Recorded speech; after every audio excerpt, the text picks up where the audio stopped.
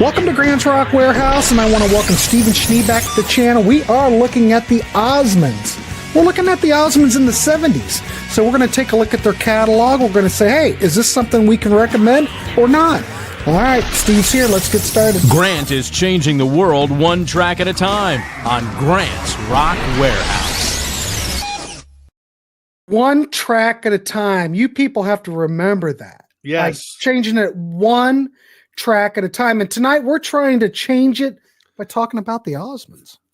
Yes. Go ahead. This is something that we had planned a long time ago. We were talking about probably October, November, and we had it originally scheduled on January 9th. And we had this scheduled months ago. And unfortunately, Wayne passed away on the 2nd, and we weren't able to do it on the 9th. So now here we are on the 16th of January, and we are going to celebrate the 70s with the music of the Osmonds. We're going to focus specifically, or more importantly, on the albums released under the Osmonds, as the Osmond brothers. You know, Right. Alan Wayne, Alan Wayne, Merrill, Jay, and Donny. But we will talk about obviously Marie and Jimmy and things like that. So, I do want to mention this before we get started. This is one of those bands, and this is really like how I like to do shows. You know, I want to talk about bands no one's ever heard about. Well, people have heard about the Osmonds, but I want to mention that I never really paid attention to their catalog. When I went to high school, no one played any of this stuff. No one cared about it. We liked to watch Donny and Marie on their show, but no one really cared about, at least the people that I hung out with, what the Osmonds were doing. In fact, in my monkey brain, I always had the idea that they were just fluff, not anything to be taken seriously. If you read the reviews back in the day, Rolling Stone, I know I always say it, and you know, who cares about reviews? Yeah, but still, when I was a kid, I'd read these reviews and go, oh, I don't want to listen to that. They didn't like this. But you know, Robert Christgau, who hates everything, did like several of these records and thought that they were quite good. Now, these are not perfect albums.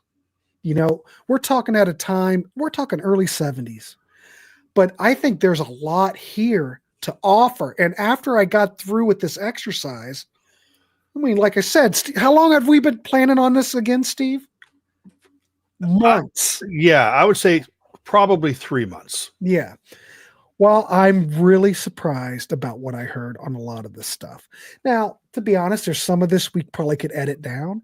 I think you could there's a lot of stuff on here that would make really, really, really strong albums. But I don't think that this is a band that people should disregard it by any means, because there's a lot of stuff on here, and these guys were creative. They were all young guys, and they advanced really quickly. This was in the era, ladies and gentlemen, when people would crank out 3 albums in a year still. Mm-hmm. Some of these records from 1971, there are 3 albums. We're going to look at it. I don't know. Here's the crazy thing about the Osmonds that you really have to think about is, okay, first off, I've always been an Osmonds fan. You know, my sister was big into Donny, but I remember when One Bad Apple was a new song. You know, I remember hearing that on AM radio, just going, holy for holy, this is catchy pop. And of course, people were constantly saying, oh, this it's just the white version of Jackson 5. But when you listen to the Osmonds, there was never any white version of, you know, I believe the song maybe One Bad Apple may have been offered to the Jackson 5 and it made its way to the Osmonds camp, but their albums were filled with so much variety. There was so much going on each of the albums that we will talk about. And remember, there was also, while they're making the albums we're going to be talking about, now, you know, I'm not going to go into them, but Donny put out, like, during this period, he put out like 8 to 10 albums on his own. Then there was also Donny and Marie albums, and there was also Jimmy Osmond albums. There was also tours. And then later in the career, later in the later 70s, there was the Donny and Marie show, and everything else took a back seat to that because that was so successful. Yeah, that was a great show. I mean, I know me and my friend, we tuned in Donny Marie it was a big show. It was a great show. Yeah, all the girls loved Donny and all the boys loved Marie, Right. But it was great. So the thing I think that gets lost in rock and roll lore in regards to the Osmonds, or actually the things that gets focused on, it doesn't get lost. The fact that this is a family and they're creating this, what I consider great pop music. I've never been a Guilty Pleasures fan, so I'm the guy that can listen to Buzzcocks and listen to the Osmonds. I have no problem, and I have no problem in sharing my love. In fact, on my channel about 2 years ago, I did a video called My 10 Favorite Osmonds Songs. And that is the most watched video on my channel. It may pale in comparison to everybody else, but it has, I think, over 12,000 views. And of course, it went up a couple hundred after the passing of Wayne Osmond. But the important thing is I've always wanted to talk about this. I've always said I'm going to focus on the albums, and Grant said, "Well, why don't we do it on my show?" And that was 3 months ago. But just imagine though, they started way back in 1963 on the Andy Williams show, and they were more of a barbershop quartet type thing. And then throughout the 60s, they started adding different Osmonds as soon as they got old enough. In fact, it was Alan, Wayne, Merrill, and Jay was the barbershop quartet. And then when Donny was old enough, then he joined. And they had made albums back then. That great, beautiful, wonderful family harmony, those great vocals. And then they broke away, and then they started recording. There's a couple albums that came out, I think maybe Japan only, in the late 60s that are very bubblegum, that have never come out on CD. But what you have here on this album he's showing you is, which I thought it came out in 1970, but that's me. I don't know. Discogs 1971, so I don't know. But what you've got there is you've got sorry. Came out in November 70, so late 71. Okay, late 70. So what you have is I call this an exploratory album.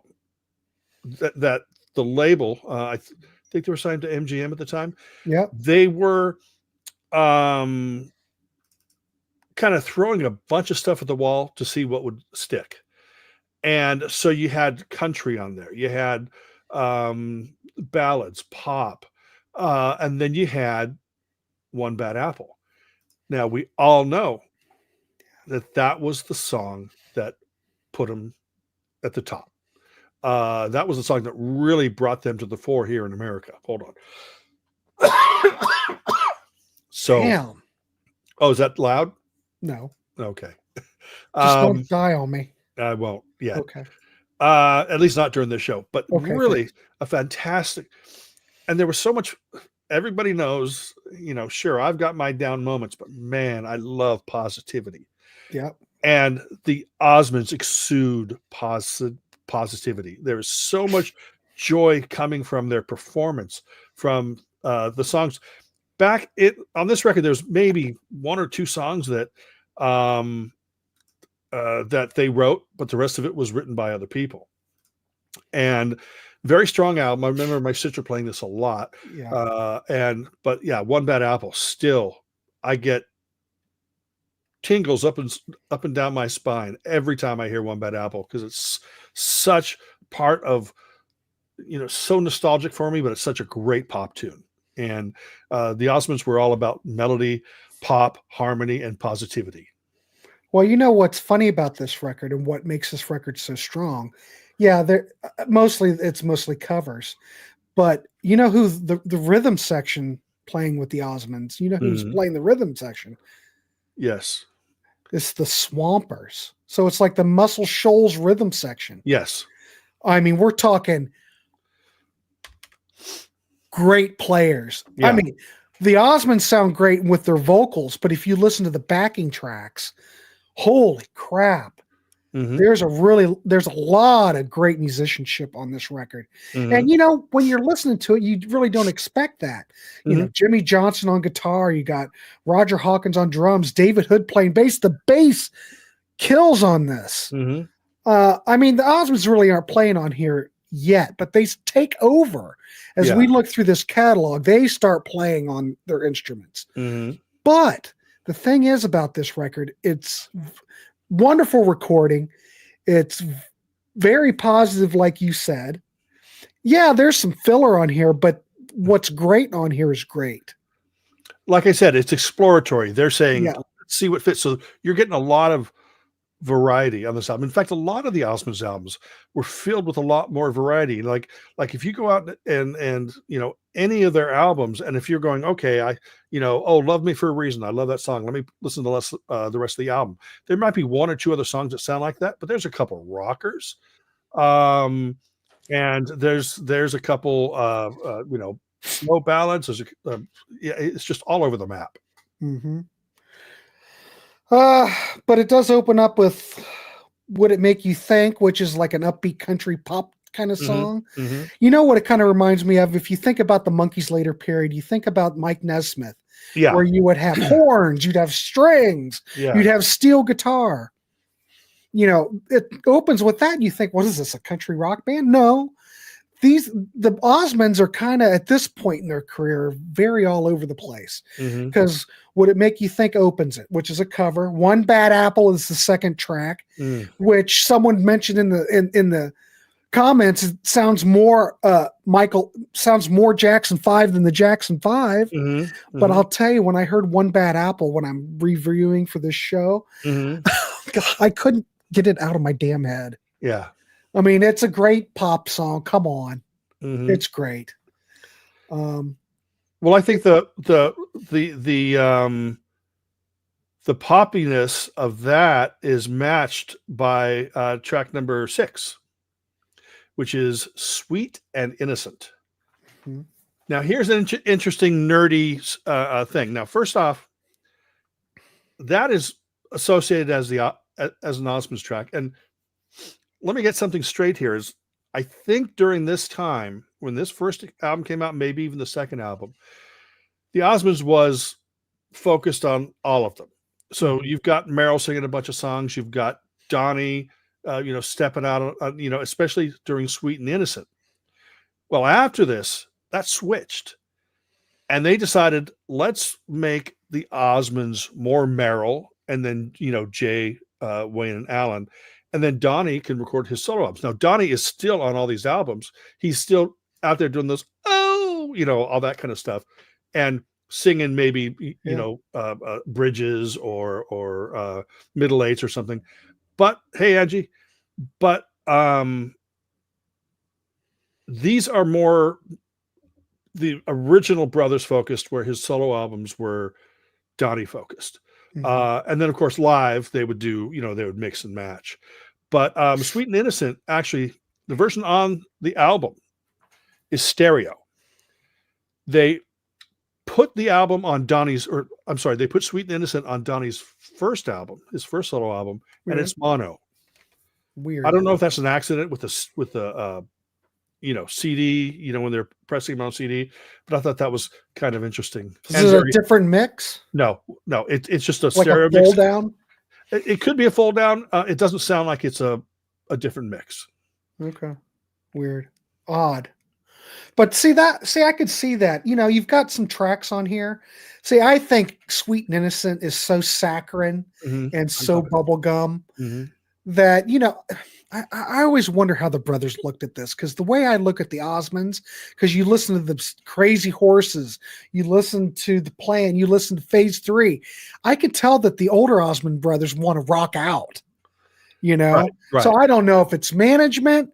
I'm not sure how it worked, but once the Osmonds got the reins, well, we're going to rock pretty hard, and they rock with the best. Now, I could look at this record. Sweet and Innocent's very bubblegum, very syrupy sweet. So, if you're a young band like this and you're trying to get some credibility, I mean, it's fine if you like that stuff. But I could see I where love this would take. Of course you do. But what I'm trying to say is it could take away from them being taken so seriously. Do you see what I mean? Maybe my point. Yes, but I think the one thing that both helped them and hindered them was the teeny bopper image. I have nothing against it. They could, sell themselves as a teeny bopper band. Absolutely not a problem. That is what catapulted them into the charts. But also, they're not just five guys and somebody telling them what to do. I mean, maybe back in their barbershop days on Andy Williams, it might have been that way. And I think that it really, people may have taken them more seriously if there wasn't the teeny bopper stuff. But then would we know about the Osmonds now if they weren't so huge teeny bopper wise? I don't know. But do you think that the brothers, I'm excluding Donny. Do you think that they really wanted to be taken seriously though? I mean, that's why they took over the reins at that point. I think at this point here, Mm-hmm. I think that the fame of this album and the next album really gave them the confidence to say, okay, this is pop. Now let's, we're popular enough now to where we can start calling the shots. They set up their own label in like 72, I think. It's like Colab Records. And it was part of MGM. Part of MGM. Yeah, Okay. yeah, part of MGM. But it was like they were recording it was a subsidiary of MGM. Mm-hmm. And that's really when they took full creative reign. And it was fantastic. But still, there's still some gems on here. They do a cover of "He Ain't Heavy, He's My Brother." Mm-hmm. Everybody knows that song. The Hollies did a version of it. Hollies didn't write it, but they did a version. This, I will go on record to say that this is every bit as good as the Hollies version. Mm-hmm. The singing is top notch. Listen to it. Check back with us, but I do think it's every bit as good as the Hollies version, which is, of course, is a classic. Mm-hmm. What was mentioned before? The track "Find 'Em, Fool 'Em, Forget 'Em." Mm-hmm. Rick Hall, George Jackson track. Heavy guitar. This points to the future because you've got that heavy guitar part in the beginning. Get ready for Crazy Horses, ladies and gentlemen. Mm-hmm. I have no issues with it. I think that that's one of the better tracks on the album as well. Most of all, another ballad. Mm-hmm. I don't know what you think of this. It's got, it's kind of has that country flavor like we opened up the album with. I feel like I'm out west sitting around the campfire. Bring out my harmonica, bring out the steel guitar. You've got harmonies. You got that sprinkle some country on top. Here's there's a lot of different things on this record. At this point, the Osmonds don't sound uncomfortable in any of the genres they tackle on the album. Right. They sound marvelous and wonderful when they're in full ballad mode. They sound wonderful in funky mode. They sound great in country mode. So one of the things when I listen to music is, like I said before, like everybody knows, I'm into positivity and joy and stuff like that. And it could be a heart-wrenching ballad, but if you could tell that the artist is connecting with the music and they're not just walking through it, that is what matters to me. So it could make me cry, but I know that you can feel the everything that went into this. And I think that they successfully tackled all the styles on this album. Yeah. Ends with track "Flirtin'" by Kenny Nolan. Yeah, I like dreaming. You guys remember that song, Kenny Nolan, from the late 70s? I like dreaming. Yeah, I like dreaming.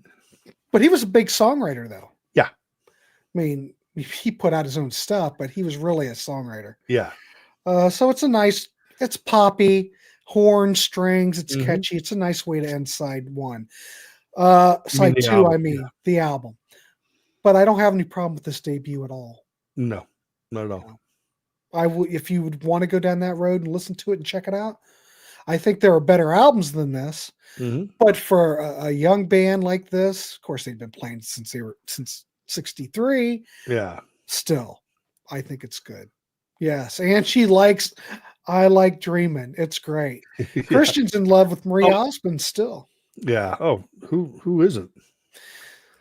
Donny said Merrill was the rocker in the band. Is that true? Absolutely. But he had interesting. He had this great soulful growl in his voice. He was a rocker, but there was soul there too, which I thought was really awesome. Yeah. Anyway, we both like this record. You'll never find it anywhere. You might be able to find it on vinyl somewhere, and I do believe you can stream it. It's on the streaming services. Yeah, good luck getting that CD. Now let's move on to the next album. All right, second album. We're talking Homemade, released in 1971. This kind of continues on where they left off, but I don't know. I have to laugh about this track. I have a problem with this album. Well, I have a problem the way it starts. Mm-hmm. Go ahead. Go ahead. What's your problem? The problem that I have with this album is basically the graphics not up. That's the problem that I have. Yeah, I know. I have a problem with the show. Probably have a problem with me. Exactly. I know. I'll talk to you after the show, Grant. Okay. Right. But my problem with this album, it was basically, wow, that first album did so well. Let's just do it again. And it's basically kind of just a copy of the album. Now, all these songs could have been recorded the same. It's session. Like More of the Monkees. This right? album, kind of. Well, More of the Monkees was a better album, I think, than the debut. But this was recorded at Muscle Shoals, like I assume the other one was. And I don't dislike this album at all, but it's basically, hey, let's do it again. And this might have been the time where the Osmonds said, whoa, wait a minute. I mean, Double Lovin' is essentially One Bad Apple with the melody changed and the lyrics changed, and that's what I wrote down. Here we go. We're back to the Jackson sound. This must be Bad Apple #2. Yeah. But still, it's a carbon copy damn near, but it's still good and catchy. I still like it. Oh, still good and catchy. Yeah. But I've always been sort of a oy vey whenever a band will come out with something that's like a carbon copy of their hit. And a lot of times it's not them who want to do it. A lot of times it's the label saying, do it again, do it again, do it again, Mm-hmm. Louder Than Life sure knows a lot about the Osmonds. I've noticed. I don't know what that means. That's always good. It's always good. Yeah. Yeah, Crazy Horses is kind of an inverted immigrant song. We're not there yet, DC. We're not there, DC. I know we're getting there because I love that record. I think DC is in a time machine and he's 15 minutes ahead of us. But yeah, I don't think that this is as strong as the debut, and it's.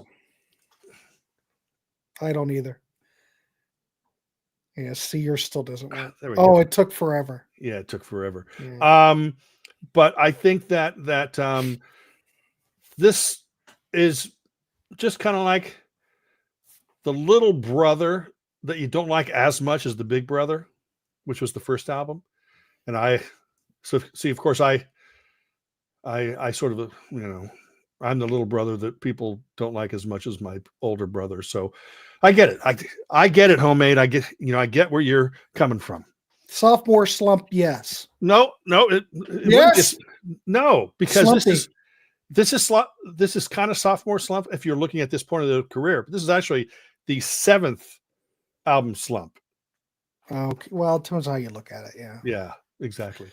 So what are your thoughts on the album? Well, I have the same thoughts as you pretty much, because once I'm listening to it, I'm going, my God, it just sounds like a carbon copy of the debut. Mm-hmm. Is that good or bad? Well, it is what it is, but it just starts It just starts out with the Honeybee song, Yeah. which is dirty. I mean, it's kind of, Well, I think if all you go that back and look at it now, metaphor for love and bees and shit and innuendo and I don't I'm know. trying to think. The Honeybee song, did they actually do that for one of the for one of the albums in Japan, like a few years I don't before? know. I know something. Maybe I'm confusing the song titles, But but it's got those stupid bee sounds in it. yeah, The line, if you want the taste of honey, you got to get next to the bee. I mean, it's all kind of, you got a dirty mind, Grant. it's a dirty song. Yeah, but see, you can see that both albums are on one CD, so it's actually perfect if you love this period The of the same Osmond album. sound. Yeah, if you want the big brother that everybody likes and the little brother that everybody thinks is not quite as cool, like I said, that's the story of my life. Another song that I don't think is great. It just doesn't have any substance. Carrie. Yeah, Merrill and Wayne wrote it. Very poppy. It's bubblegum, but it is totally straight ahead pop. Totally straight ahead. It's pure bubblegum, not much substance. Is this as good as any other? But okay, let me say this, Steve. If you're listening to bubblegum music, it's as good as anything from the bubblegum era. I will say that. But there's not much substance here. What else? Double Lovin'. I mean, listen to the songs. You've got honeybee songs about tasting honey and getting next to the bee. Double Lovin'. You know what that is. I don't know. I don't think dirty record like that. Oh, I think it's a dirty record. It's not a dirty record. Well, here's the thing about the Osmonds is they started writing their own songs. Shucking and jiving. Come on. They started writing their own songs because they're still, as much as everybody will talk bad about the Mormon faith, they were very, very dedicated to it. So there were songs that were coming into them that they did not feel that were appropriate, that they didn't want to sing. Maybe those two songs are the things that said, we are going to write our own material. Mm-hmm. You know what I do think that is a standout track on this record? What's that? Shuckin' and Jivin'. Funky, very versatile. You could tell that they can handle anything you throw at them. This song, ladies and gentlemen, is funk in the style of Sly and the Family Stone. Good orchestration, good production, good arrangements. In fact, I do want to mention about the Osmonds catalog, at least in the MGM era. The arrangements on all these records are phenomenal. Mm-hmm. Orchestra backing, the horns, everything's very well thought out. It's not like for producing these albums as fast as they did, they don't really sound that way. They really they put a lot of thought into these records. I want to say that Shuckin' and Jivin' must have an Osmond playing guitar because it doesn't sound like a studio guy. So I'm not sure who the guitar player. Well, they had talented people, but I just want to throw this by you. But Steve, were they playing by this point? Were they playing as a band? It wasn't until the next record, right? Right. I mean, there was studio musicians on this, but I'm sure. I mean, they didn't just learn their instrument, their instruments overnight. I was reading or watching interviews. I've watched stuff for years on YouTube. You can watch great little documentaries and stuff. And when they were on the Andy Williams show, they like with each show they'd say, okay, we're gonna do an ice skating scene. So they would spend the whole week practicing ice skating till they got it perfect for, by the time the show taped. Then they said, oh, well, we're gonna do a drum line. So they'd all learn how to play drums over the course of that week before taping, and they would do that. Whenever the show filmed, they would spend that week learning an instrument, learning some kind of sport, learning how to do this. So they basically learned over time to play instruments. So by the time they were making these albums, maybe they were doing the same thing the association was doing and saying, well, why are we having other people play our Maybe. instruments? Well, I think they got to the point where they were selling enough records, they had some clout that they said, well, it's the Monkees thing. We want to play our own stuff on our records. Well, could be the same thing.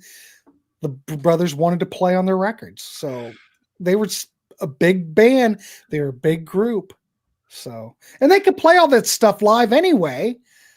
Yeah. I mean, you see, I think a big problem also, they would play on the next couple records, but I think that by 74, 75, whatever, maybe they weren't playing on their albums. And the only reason I think that is that they were such a big band that it's like the labels wanted 2-3 albums a year.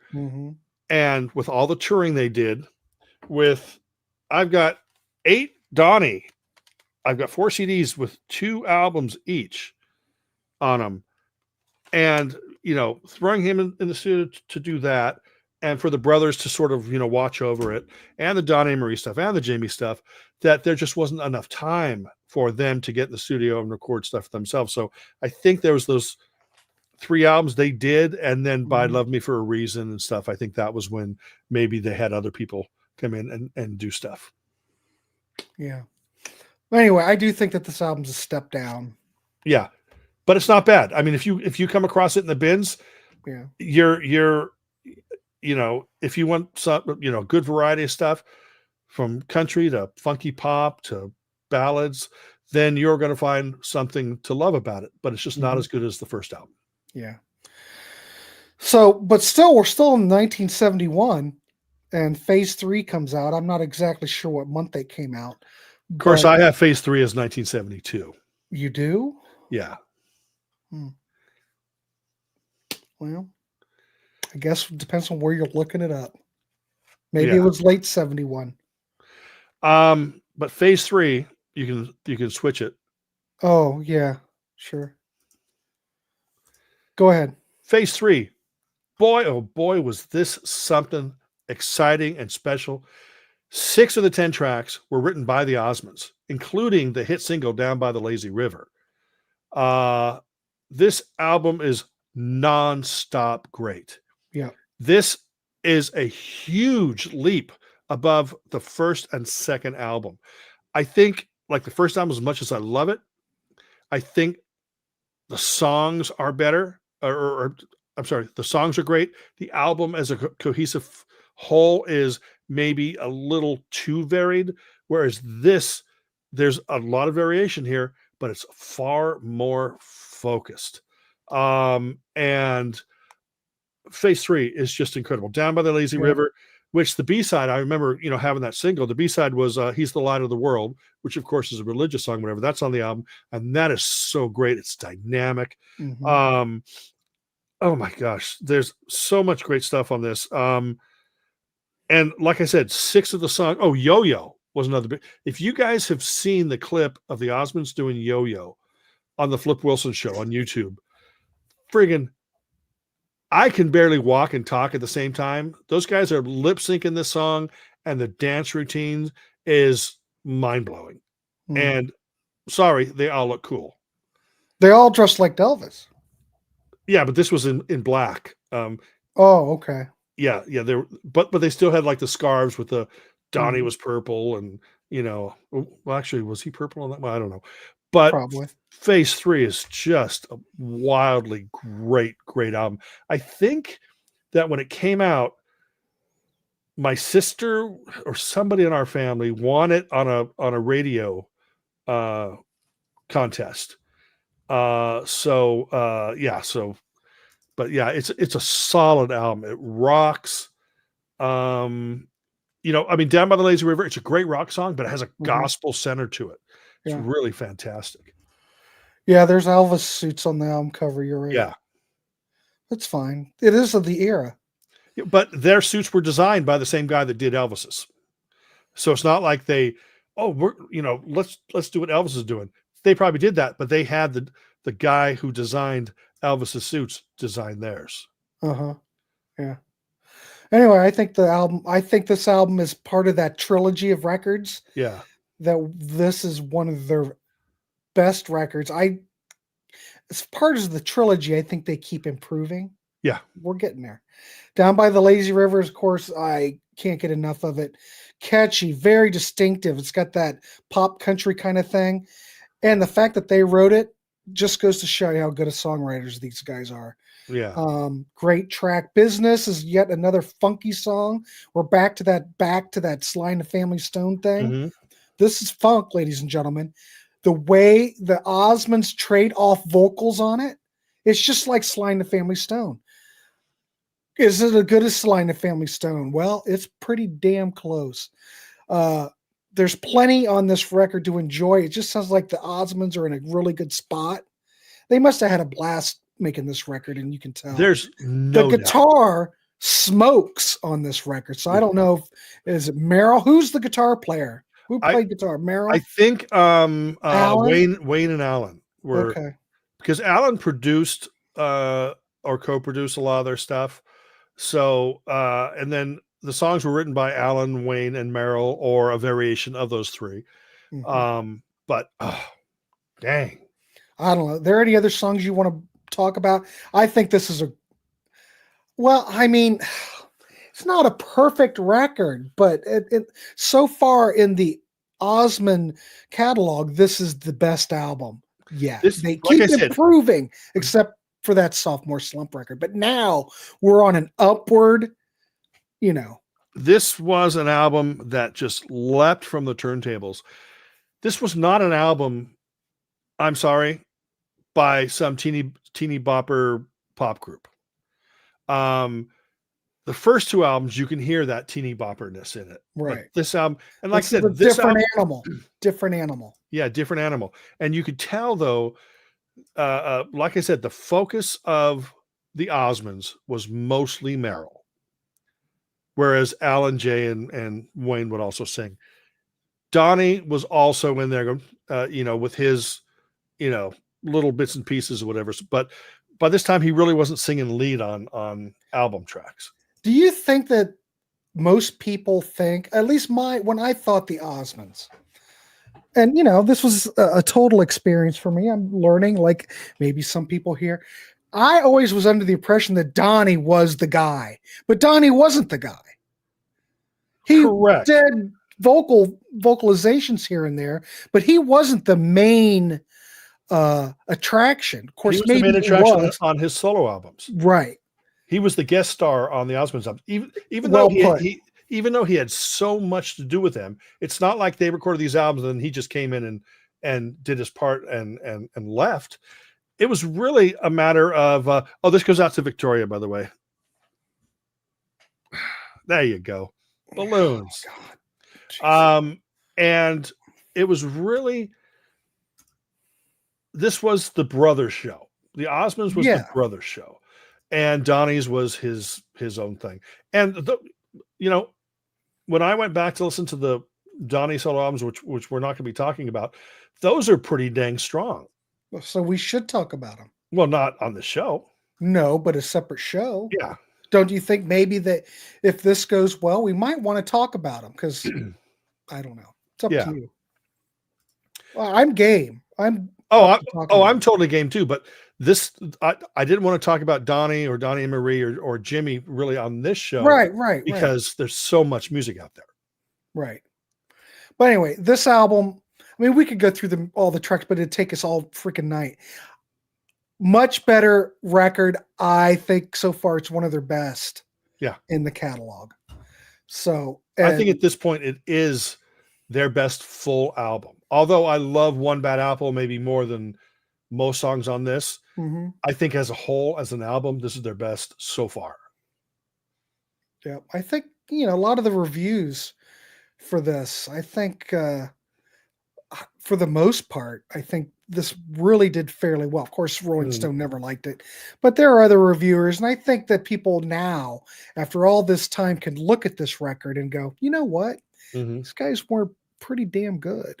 Yeah. So, all right. So, but yes, this really starts that creative period.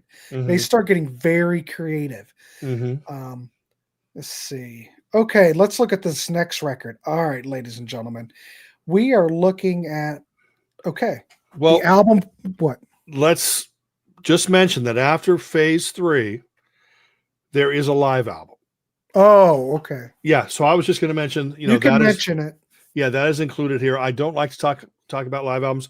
From what I understand about this live album is like they had the couple of them or all of them had the cold or flu or whatever when it was recorded. So they actually, there are parts where they went back and they redid the vocals and stuff. But if you like live albums, but I'm not a person that likes live albums. So anyway, let's give a thumbs up to the next album. This is the one that's going to blow your mind. Gosh darn it. It blows. See, you got to practice. Yeah. How do I get the fireworks? Double. Oh, no. Yeah, there you go. Look at me. Yeah. I'm on fire. Yeah. All right, next album. And I do believe this is 1972. Correct me if I'm wrong. According to my things, it was 1972. The second album from 1972. So we're looking at the album Crazy Horses, ladies and gentlemen, which by most people, I think they absolutely love this record. Depends. We're not looking at Crazy Horses. What are we looking at? We're still looking at phase 3. Oh, you mean that? Oh, yeah. Well, it's hard to do it all. Now we're looking at Crazy Horses. Go ahead. Okay. Geez. Damn. All right. Crazy Horses opens up with, oh, God dang. Hold Her Tight. Oh, jeez. Man. What do you think of that? Friggin' it's Led Zeppelin, baby. It's total Led Zeppelin guitar riffs, but then that don't let go. That it just goes in this great It's heavy. Oh man, it's heavy, but it just has this great pop center where it doesn't steer you clear of hard rock, nor does it steer you clear of pop. It just gives you this great oh my God. It's good, man. They're doing what they want to do. See, when I hear this, it just sounds like the Osmonds have been held back and all they want to do is rock. Yeah. So they get to rock, and what a way to open up this album. Written by Alan, Merrill, and Wayne. This sets the tone for the record. This says, ladies and gentlemen, we have arrived. Yeah. And just for the fact that it opens up with a Led Zeppelin riff, you've got to go, shit. It's got wah guitar on it. It's got horns. This is the heaviest track yet. Oh, I'm in, baby. I like it. Go ahead. But it doesn't lose their pop goodness. No, it still has a commercial appeal. Yeah, and it has is that like a wah pedal or the wah thing that wow wow? Yeah, like in porn. Waka waka waka.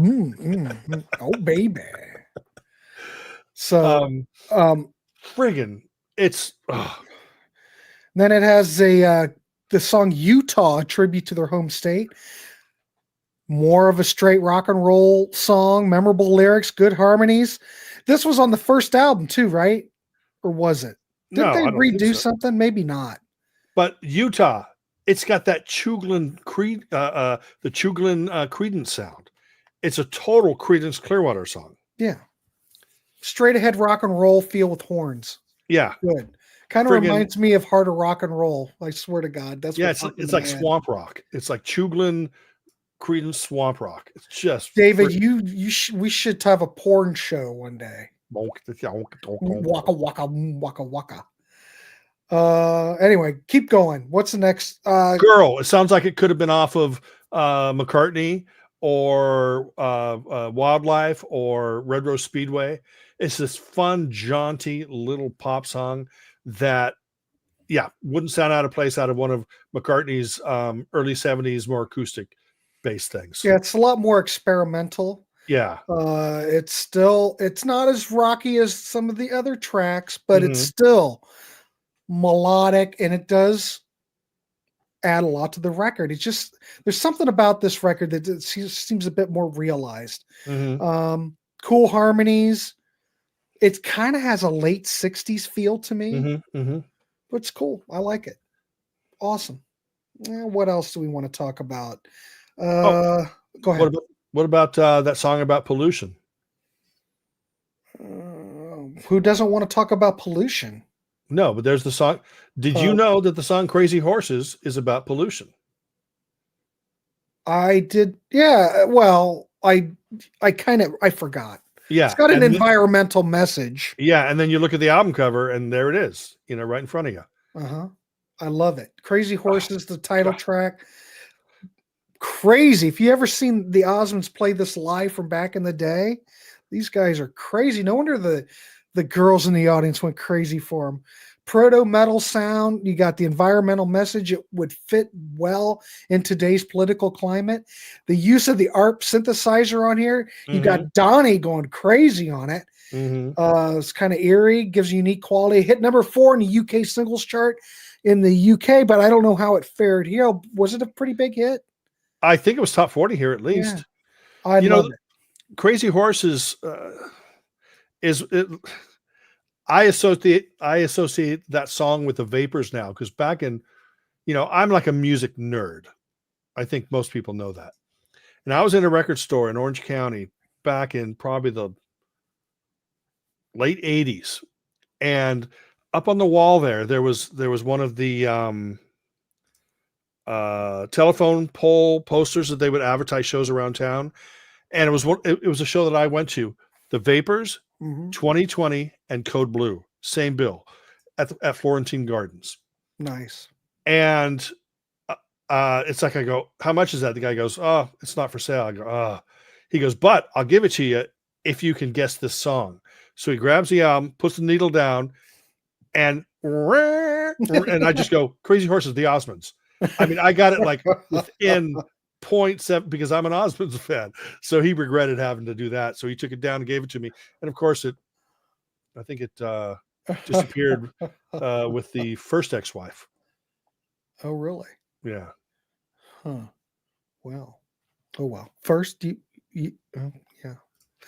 I've got 7 ex-wives. Oh, okay. No, actually, I only have 2. Okay.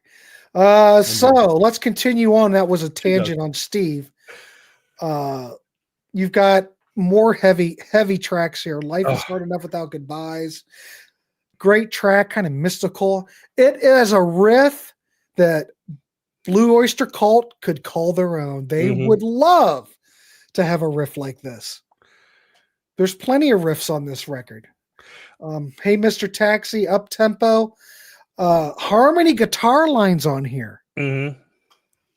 Little more funkiness on this, but the guitars double with the horns, and it makes this track just really pop and just give a really thick. I don't even know how to describe it, but it just is a powerful. And this song kind of reminds me of Badfinger. I don't know why, but it does.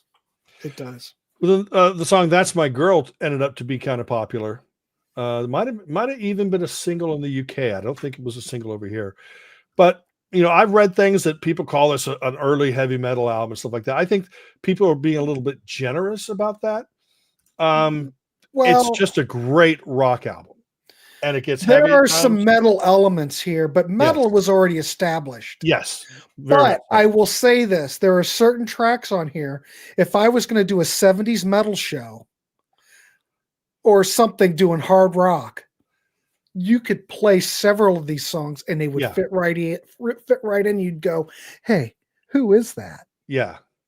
And people would just be knocked off their feet. Here's a reason why I think that they don't get credit for such a great album like this is the fact that all these critics, probably back in the day, their girlfriends were screaming for Donny, screaming for Merrill, screaming for Jay, Wayne, Allen, whatever. And they didn't like that. So of course they're not going to give any credit to a band that just put out a great friggin' record. They're going to knock them down, because they're feeling that like, oh, well, my girlfriend likes them, or, but look, if you look like Donny Osmond or any of the Osmonds, miles of smiles up there, man. Miles of smiles. And that was the great thing about them. They had so much appeal on so many different levels. To the guys, it was the music. To the girls, it was the good looks and charm and a bit of innocence and and the parents couldn't get too mad about the fact that they were all about family. Mhm. You know, this Yeah. is a band that is so overlooked today. Am I saying that they should be as widely acknowledged as Zeppelin and stuff like that? I'm just saying, just give this band credit. You know, finally, you know, it was sad because after Wayne died, you know, nobody had ever talked about the Osmonds. Uh, and but I knew that people out there cared because it was my most watched video. But then all of a sudden Wayne dies and everybody's going like, "Oh, um, I'm gonna you know, talk about how great this Osmond song is and stuff." Mhm. And it's just horrible, Yeah. you know. But it's great that people are paying attention. Yes. But I just wish that someone like Wayne could have, because Wayne and Alan have said repeatedly, or at least a few times, that they had to give up on becoming this rock band in order to focus on the family and putting all their energy behind the Donny and Marie show. Because it was family. It was always family together. It's like, what is going to benefit the family the most? Keep the family together, keep the family happy. Well, Wayne and Alan had to go, you know what? Well, I guess we can't make another Crazy Horses. So let's focus on Donny and Marie. And I don't think they regretted it, because I think in their life, you know, it's faith and family first. But I think also, you know, oh, what could have been, you know? Well, yeah, but we do have the next album, which is a concept album, Yes. The Plan, 1973, Yeah. which again, blown away. Is it a perfect record? No, none of these are perfect. What? Oh God. It's hard for me to give my spiel. Well, if you did your job correctly. Yeah, if I had a producer, someone to help would help.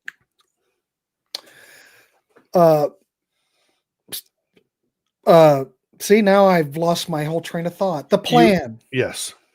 So this is a album very much in the line of the Who's Tommy, so to speak. Mhm. Probably a lot of people don't realize that this is a concept album, but it's really very creative.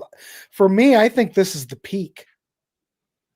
I think this is the peak of creativity. This is where the Osmonds did what they wanted. Mhm. I do believe this was still produced by, I think, was it Mike?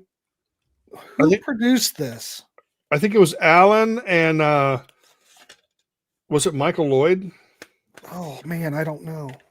I don't have it written down. Anyway, what's your thoughts on this record? I mean, it's the most uncommercial record in their catalog. I mean, after this, they would never return to anything like this. This album is kind of a career killer in some ways, not a creative career killer. This is an album because people, they didn't want to hear about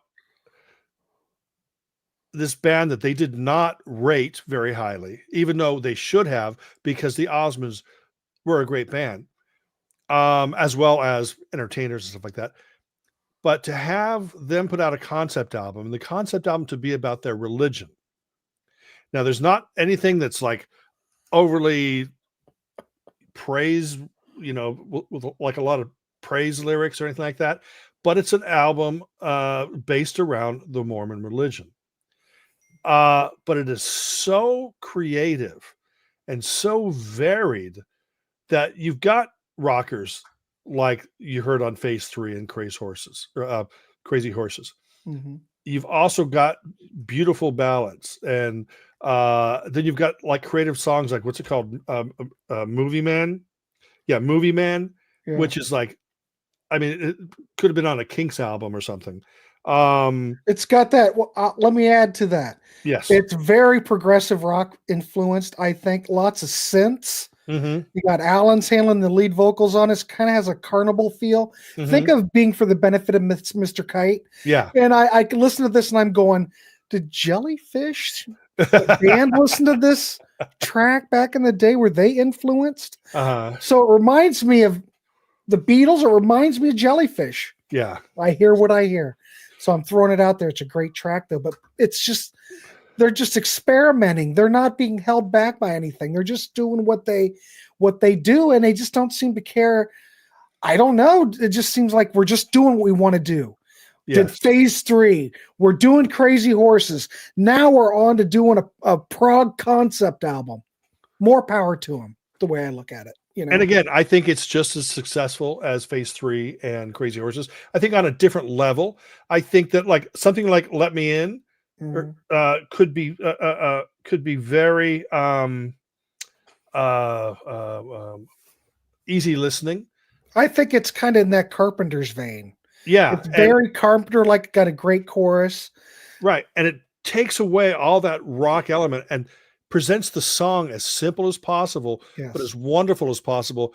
And it embraces the brothers' harmonies. Of course, DC, always bringing yourself into it. And then when I talk to some people online, usually, because people usually don't talk to me in person about the Osmonds. I would never. Yeah, I know. Ever. But Going Home tends to be one of their favorite Osmond songs.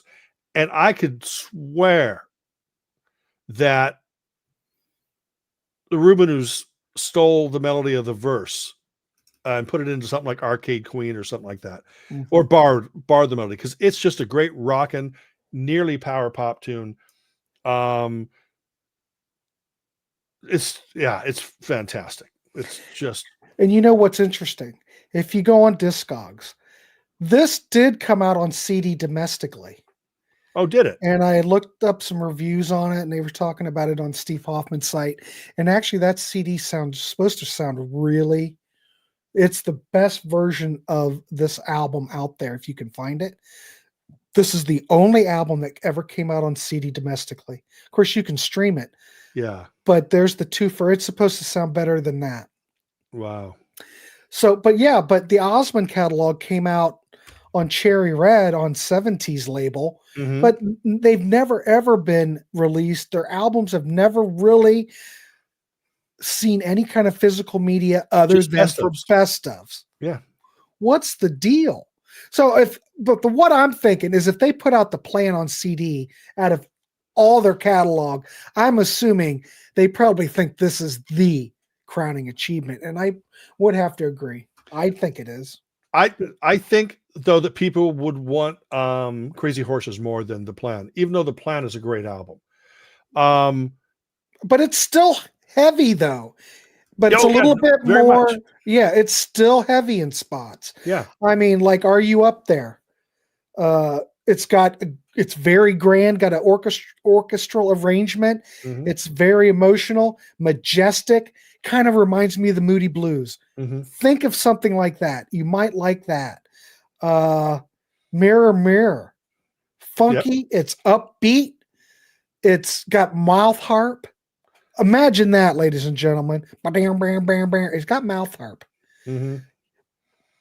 See, this is. They were very creative during this period. Yeah, this is just a band that I think that people have blinders on. Yeah, I think people go, "Oh, Osmonds.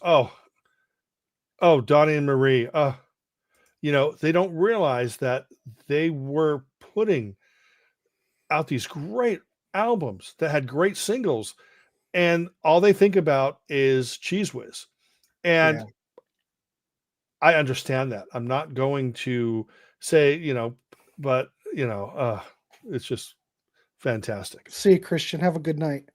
So anyway, I love this record. Is it a perfect album? No. None of them are, like I said. But that trilogy of records that they did, pick any of them and start there. I think you were going to be surprised. Phase 3, Crazy Horses and the Plan. You're going to be totally surprised. Yeah. And I'm surprised. Now I could listen to these any day and pull them out and enjoy them. And I can't believe, what I really can't believe, Steve, is that I've went through my whole life. And this is why I love doing these shows. Because there are records that maybe I'd go,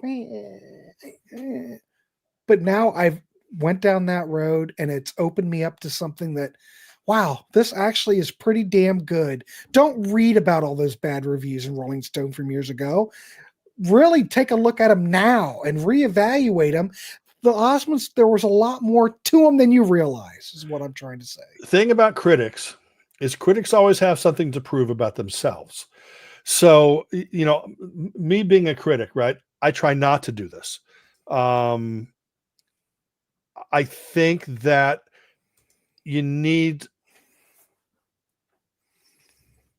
critics have an attitude. So they don't want to, even if they love the plan, they're going to go like, oh, well, David Marsh hates this album. And, Lester Bangs, I think he was dead by then, but no, he died in like 82, I think. Yeah. Okay. Lester Bangs. Oh, he hates this album. Well, I have to hate it too. But Robert Christgau liked this record, and he hates everything. So I can get it. Once I read his review and I went, really? Yeah. He kind of dug it because he thinks there's a lot more to him, because he thought, man, yeah, there's some poppy stuff, but man, these guys are really good.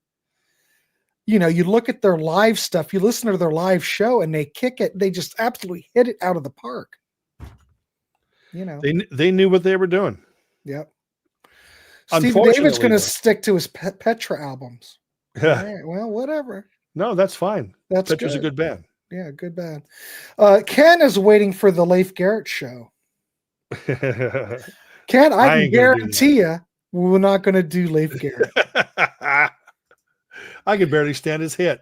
But I might look at that Sean Cassidy Wasp album. Yeah. Would you do that? Yeah. We're going to look at Sean Cassidy Wasp, because who's talking that record? So, but this is where the greatness ends. So we're on a 1974 Love Me for a Reason. Let me get the graphic up, ladies and gentlemen, so you can feast your eyes on it. Yeah. This is where they turn into pimps on the album cover. Okay, now when I say the greatness ends, I'm referring to where they're in control of their music. They're writing the songs on the album. They're producing. They're doing what they want. The plan may not have done that well, and maybe they themselves says, well, here, we've come to this point. We've been putting so much into. I don't know if this is true. This is just my assumption. We put so much of ourselves. It's grinding us down. We have the schedule. Let's put the album in the hands of someone else. And the great thing about it is they actually did an album that's pretty darn close to like Philly soul and early 70s soul. Maybe not so much Philly, but this is an album filled with great harmonies. But there are songs, a lot of soul rockers. Yep. Really, they go back to those syrupy, like Love Me for a Reason. I love which was song. A hit. I love it. Okay. I like it. But it feels like to me that the Osmonds are backstepping to a previous incarnation. Instead of moving forward. Right. They are settling back. Just, we did all that. You might be right. I don't think that the plan was a monumental seller. Yeah. They're going back to what I don't want to say they're selling out, but no, it was kind of exciting when they were pushing the boundaries a bit. Right. I don't think of it as selling out. I think of it as compromising and saying, okay, we need to slow down. This is probably, again, I'm just assuming this is killing us. We need to just go ahead and put creative control of this next album in somebody else's hands, but we'll still have our say-so. So there's still a couple rockers on here, but then when you listen to, Love Me for a Reason, I could put that on constant play. And it's the only song I can think of that uses the word facsimile. Most songs should use that. I don't know why they don't. But yeah, I didn't know what it meant. You know what it means. I know what it means now. You know what it means. There's all these albums have a certain undertone. You know what it means. Nod, nod, wink, wink. Oh, I'm not going to talk naughty about the Osmonds. Anyway, you mentioned a rocker. The heaviest track on this would be Sun, Sun, Sun. I don't like the Catchy. vocals on that though. Who's singing that? I That wrote in might my be notes. Jay. I'm not sure about Jay, but it does have fuzz guitar. It's the heaviest track on the record, and it's really not all that heavy. I mean, Right. it's heavy, but not that heavy. But it's very. Go ahead. Do you I'm need just me to getting come, over it. do you need me to come over? Getting over a cold. You're getting over a fire. You probably haven't breathed for Yeah. a week. But it's much more soulful. It's Mm. peace. Kind of reminds me of Three Dog Night. It just seems like they're going back to, I don't know which album. The Not second sonically, album, though. kind of. Not sonically, but giving more people excuse me, control over the album. right. That creative force that they had, they've stepped back. This is just pedestrian, safe. There's not really anything on here that makes you go, "Holy shit!" But It's it just works a decent. It works. yeah, because the Plan did not have a hit. And I think the Plan was 2 years before this. Yeah. And then they come out and Well, it's 73. and Love Me for a Reason comes out. And when I first heard it, I was thinking like, well, I haven't heard a. I'm sorry, folks. If I'm dying, you're going to see it live. You need a drink of water. Get a drink. No. Okay. But I think what happens is MGM wanted a hit record for the Osmonds. That's exactly what they wanted. But it's a great song. I mean, I think Love Me for a Reason is beautiful and wonderful. Yeah, it's Harmonies fine. are great. It's not a bad album, but after the three that I just went through, it's a little bit of a letdown for me. Yeah, true. But it's not bad. No. But I was just expecting, keep going, keep pushing, keep expanding your horizons. Mhm. But they didn't. And again, I want to reiterate that I'm new to all this. I was not familiar with any of the catalog. So I was just going, man, the Plan is great. Phase 3 is great. Crazy Horse is great. Let's keep going. And I was let down. But it's still okay. I had all this stuff on vinyl when it was coming out, except the Plan. The Plan is one that I didn't buy until a couple years later. Victoria says, can we get you a cigar, Steve? Would that help you? Anyway, let's keep going. We are going to look at the next album, The Proud One from 1975. This album is also released in the UK under the name I'm Still Gonna Need You. Same track listing, just different title, different album cover. In fact, I'll show you here. Nope, sorry, same album cover. It's just a different title. It's just called I'm Still Gonna Need You. Yeah. I'm Still Gonna Need You out beautifies Love Me for a Reason. It out beautifies. It's more beautiful. It's more beautiful and lovely than Love Me for a Reason. Yeah. I think beautifies might be a word that I could have just made up. I don't think that word exists. It does now. Okay. I'm not hip. I don't think this is a bad record, but I think this is possibly for me the worst one of the bunch. Oh, with The Proud One and I'm Still Gonna Need You, those songs totally hold us up. Now, I admit this may have just been another album like Love Me for a Reason, but I think they actually wrote a lot of songs on here. Maybe they didn't. Maybe I'm wrong. Michael Lloyd track. We've got Bob Crew. It's a Frankie Valli, The Proud One. There's a lot of covers. There's The Last Day Is Coming is written by Donny and Wayne. Most of it's covers. We've got 3 tracks that are written by the Osmonds. Right. Everything else is covers. Where before we were cranking on songwriting, great songs. Now you say covers, but the songs could have been written for them. Yeah, but they didn't write them. They're non-originals. No. Yeah. But still, the Proud One is wonderful. And Love Me for I'm Still Gonna Need You. I mean, just go to after the show, go to YouTube, type in "I'm Still Gonna Need You" and watch the videos with their just ballad choreography. I'm still gonna need you, all that. Oh, it's beautiful.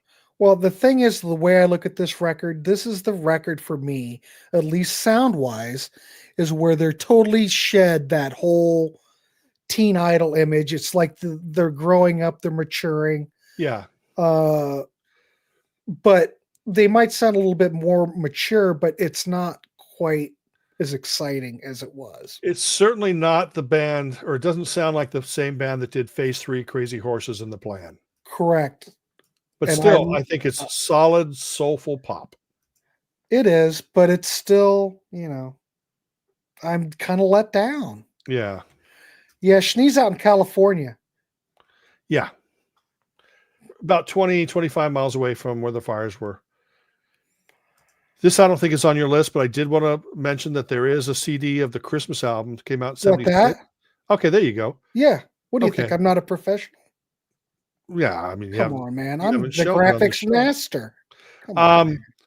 This I think is really good. It's an Osmond family Christmas. So you've got Donny and Marie, you've got Donny, you've got the brothers. But I'm really disappointed because the album, I think, or the vinyl was like 2 records, 16 tracks. The CD is 12 tracks, so you're missing 4 songs. What the hell? What label did that come out on? Came out on Curb. So they've cut it down. They cut 4 songs off. Oh my God. Yeah. I wonder why. I don't know. I love Christmas albums. I love the Osmonds. Yeah. What else do you So want? there's nothing. I'm just glad you're here. So after that, 1976, we have the album Barnstorm. Brainstorm. Barnstorm. I'm thinking Joe Walsh. Barnstorm. Brainstorm. That's a terrible album name. So is Barnstorm. There's a couple great tracks on this album. Great pop songs. Yes. I Can't Live a Dream, which is great. It sort of embraces the sort of disco thing that was happening. And then another great pop song is called Learning How to Love Again. I like Boogie Down. Written by the Osmond brothers. It's disco baby. Yeah, this is a disco record, kind of. Yeah. So it's the next one, but yeah, this is pretty much a disco album. I don't think the songs are as strong. The 2 that I mentioned. Okay, you like Boogie Down? That's a fun song. Definitely. Sure. Definitely I like it. Well, it sounds like they're having fun. Come on. Yeah, exactly. It's harmless. I like it. I like disco. I like the boogie. Oh yeah, so do I. Again, Grant, both you and I will stand up here and we will champion stuff that nobody else will. Just because we love it and because it's great. And to me, it never matters to me. I'm telling you that I think this is a pretty weak album. I think it's a weak album too. Everything, it just kind of goes. I think that this might be a little bit better album than the previous for me. But I think Proud One is a little, in my opinion, a little bit better, but still. I mean, at this point, I think that they didn't know what, because the tides had changed when it came to the sort of them being the center of the teeny bopper world. So they weren't getting the attention from them. And isn't this the first Merrill with a mustache album? Mustachioed Merrill. Yeah, he's cool. Yeah. I always thought 2 things. Osmonds went downhill when Merrill got a mustache. Same with $6 Million Man. Like the season where what's his name? Steve Austin. Yeah, Steve Austin, Lee Majors grew a mustache. I don't remember that. Oh yeah, nobody does. Did Oscar Goldman grow a mustache? No, I don't think so. Lindsay Wagner? She might have, but I don't remember. Would it if Steve Austin was bionic, would his mustache grow faster, you think? No, because his face wasn't bionic except for his eye. Remember that? So that wouldn't affect your hair growth. No. Okay. Just no. curious. But I'm not really making fun of Merrill. You are making fun of Merrill. No, I'm making fun of Merrill's mustache. But Brainstorm got 145 on the Billboard chart. yeah, that's higher than I thought it was actually. But it's a decent album. It's decent. Yeah. Let me. I am the consummate pro. And that was the last album with Donny. That kind of makes me sad. But we've got the next record. Let's talk about that, Steve. Okay. This album, Stepping Out on Mercury, 1979. with the mustachioed Merrill. Yeah, but I kind of dig this record. I don't. You don't like it. No. I think Maurice Gibb did a good job. Maurice Gibb, ladies and gentlemen, produced this. Yeah. With Steve Klein. Yeah, and also it has a lot of the people like Blue Weaver, people who played with the Bee Gees. Yeah, I like it. Yeah. Very funky, very disco. Well, Stepping Out kicks off the album, but it's funky. It's got a disco feel. I think it's a good way to start out the record. For some reason, I have never taken to this album. Really? But I still give it a shot every now and then, because maybe it's just because my expectations were high. Because if you're thinking of the Osmonds, friggin' my expectations are high, right? Then you're thinking Maurice Gibb, friggin', he was right there in the center of the Bee Gees, Hurricane, Twister, whatever you want to call it, and both of those together should have been amazing, and it was just only good. Is it Maurice or Morris? It's Morris. Isn't that Maurice? It's spelt Maurice, but it's pronounced Morris. Well, damn it. What I also hear on this record, if anyone here is a fan of yacht rock, you've got to hear this record because it is very smooth. I can hear that, yeah. And yachty. Emily, written by Alan, Merrill, and Wayne. Gentle ballad. Who was Emily? I don't know, but it's very melodic, very soft, but boy, is it smooth and yachty, baby. Same with Your Mind, another Osmond composition. Smooth and yachty. I keep writing that. Baby's Back.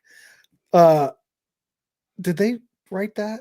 Also they wrote quite a bit on this record. Yeah, they were back to writing. Danceable, fun. Good. They should write. Yeah, great writers. Absolutely. Very disco influence, but it's smooth yet yachty yet funky. It's more along the lines of maybe the Bee Gees when I listen to it. Yeah, I mean, I do hear that 78 Bee Gees sound in this. Yeah, or 78, 79. Another song that I like is Love on the Line. This is pure funk a la the Ohio Players. I kid you not. They are hitting the funk hard. And this is 79. Yeah, the funk was still around. Yeah. Pretty late in the game. I mean, early 80s. But this is total funk. And it sounds great. Yeah. They do have, I do want to mention this, they do have a song written by Barry Gibb. How could you not have a song written by Barry Gibb? Yeah, exactly. If you've got a Gibb brother producing. Yeah. Rest Your Love closes the album. Kind of how would you put that? Kind of country pop-ish. I mean, there was still every song. Yeah, you can say this song's funky, but you can't say it's funk. Or you can say, this song is disco-y, but no. Love on the Line is funk. Okay. But see, there's still elements of something else in there. Going back to Hold Her Tight, that with that great Zeppelin riff and stuff, but then there's that I don't know, middle eight or chorus, or that Hold Her Close, Don't Let Go, whatever. And that is like this pure pop with horns and everything. So they were still able to mix stuff together. But this album just didn't do anything. DC. Yeah, is that the Joe Jackson song Stepping Out? No. But yes. It should have been. Oh, I wish. Little Jimmy Osmond had a hit in Australia in '73 with Tweedledee. He Wait also- till we look at the Jimmy Osmond albums. I'll be your long-haired lover from Liverpool, and I'll do anything you say. God, this is scaring the shit out I'll of be me. your leprechaun and sit upon an old toadstool. I'll serenade you till I'm old and gray. This is I'll be your terrifying. long-haired lover from Liverpool. You'll be my sunshine lady from L.A. That should go good for DC. There's a song on this record called I, which is very mid-tempo. It's disco. Think about Donna Summer disco vein. It's in that Donna Summer type of disco vein. I kind of like this record. Yeah, it's not Crazy Horses. It's not The Plan. It's below that. But I think they kind of go out on a, for me, it's kind of a high note. You know, I don't think that any record. of these albums are terrible. Okay. I don't particularly like this. Like, I like the Proud One. I'm Still Gonna Need You. Mm-hmm. Yeah, Jazz Hands. I always got to throw in Jazz Hands. I wish they had something happening with Jazz Hands. Look at you. And I think that this is a catalog that has long been overlooked. Yes. I showed you some of the Donny stuff. The only Donny and Marie album I have is this, but it has Deep Purple on it, which is my favorite song that they do. Yeah. And also, I'm a Little Bit Country is on that. It's on there? Yes. Oh, it is on the album Deep Purple. I gotta have it now. And I remember getting the single of that because I loved it so much that it was very popular. Yeah. Anybody looking to relive this stuff without going out and buying the albums, these are out of print, but they should still be fairly reasonable. Osmond Mania. Here, I'll make you big. Okay. There Osmond Mania, and this has, I'm backwards. Can you put me forwards? No, you're coming across forwards. Oh, am I? Okay. And then this covers, so it has Donny and Marie, it has Jimmy, it has solo Donny, and it has the Osmonds. And then here's an import one that I think that is even better, and it's called The Ultimate Osmonds. Never saw that one before. It is, you can still get it relatively cheap on Polydor? On Discogs. Oh, 2 CD set, Universal. Yeah, Universal. So, very nice. How's it sound, Steve? Sounds good? It sounds great, and it has a enhanced footage, which I don't care about, but it has a Crazy Horses remix on it. That is just wild. What? It's like a dance remix from like the 90s or 2000s. No, dude, it is awesome. Oh, damn it. It's in the Why do I think that what? Oh, is it? Yeah, if you look at the Ultimate Osmonds, it's there. Oh, it's that. Please make me small. Oh, sorry. I like it when you're big like that. Thank you. So do the ladies. Why did I just say that on the Osmonds episode? Because you're dirty. You're a dirty man. I'm sorry. Here, I'm going to put my favorite Oz. I'm going to put up here. I got to put some record up, and I think we all love this record, so I'm putting that up. Is that file done rendering, by the way? What file? The movie file. Oh yeah, we have a medley we're going to play for you. Good thing you remembered that. Let's play that, and it's just a where is it? It's just a music clip. So we do have something for you. Do you want to say anything about it, or basically it's a medley I put together? It's not with some of their most well-known songs, just short snippets of songs. But what it does is it's not chronological, but it'll just give you an idea of what we've been talking about. All right, let's do it.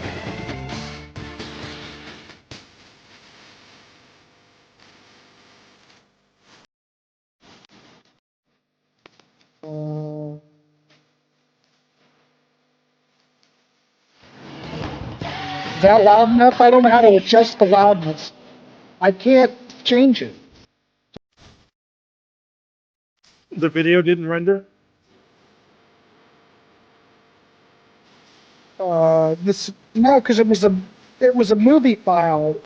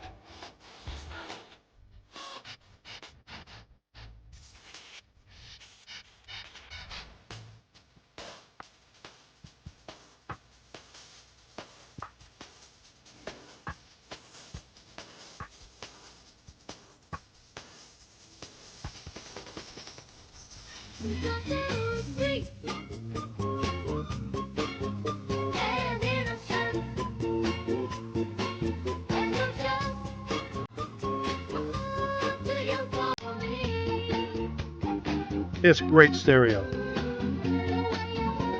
Very wide stereo. Yeah.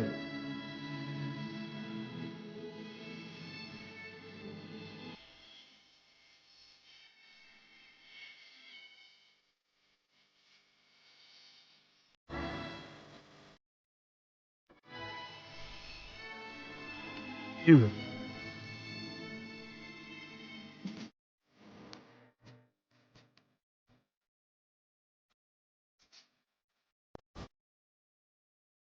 I'm gonna buy me a dog. Yeah, but it also sounds like straight from an early, it's like 70s acoustic McCartney. Yeah.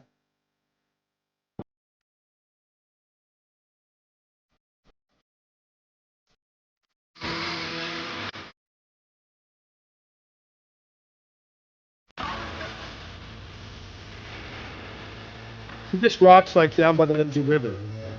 It's got that rock sound, but also the center of it has that gospel.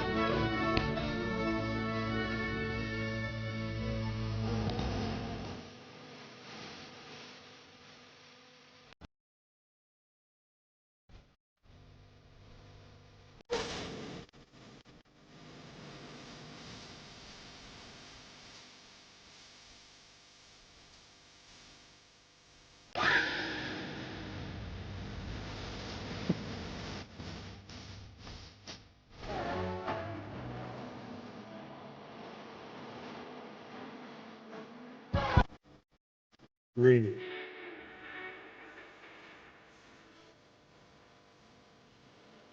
Notice how I put that little line where he said facsimile out?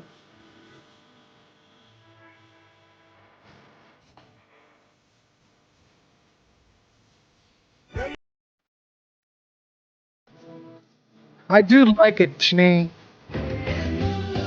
Thanks for turning me on to it. Yeah. Just like Todd Rundgren. This reminds me of Todd Rundgren's song.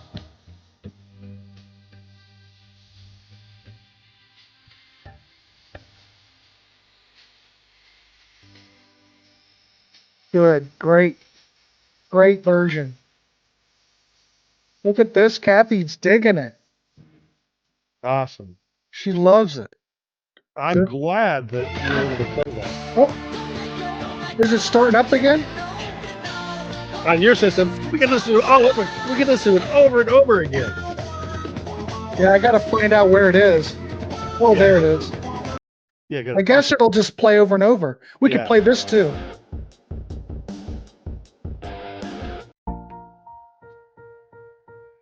Go into your system and play Crazy Horses. No, let's not. We have to end the show. Yeah, we do. We've been gone too long. All right, so our goal here was I like it. Jesus. I can't believe I just avoided it forever, but there's some real great things here. There's some clunkers, of course, but nothing on it is terrible. And I think it got a lot of I think the critics back in the day were a little bit too harsh.